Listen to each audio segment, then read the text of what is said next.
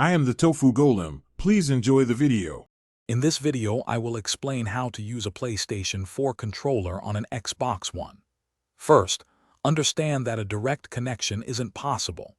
You'll need a third-party adapter to bridge the two systems.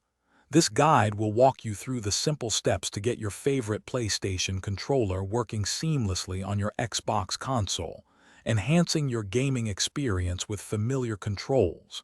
It's easier than you might think. To get started, you'll need three key items.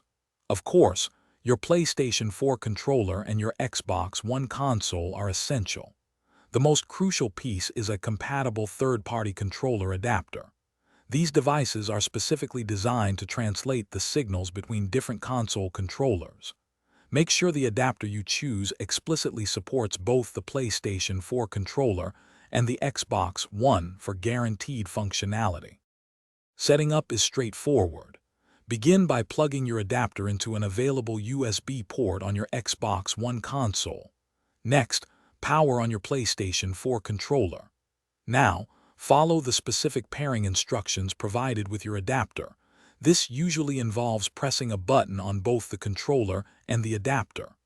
Once paired, test the controller by navigating the Xbox menu to confirm it's working correctly. While generally effective, there are a few important considerations. Not every game feature, like the touchpad or light bar, might be fully supported.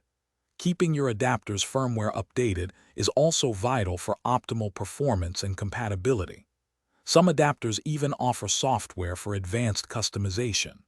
Always consult your adapter's user manual for the most accurate and detailed information regarding its specific capabilities and limitations. Thanks for watching. Consider subscribing if we helped you today.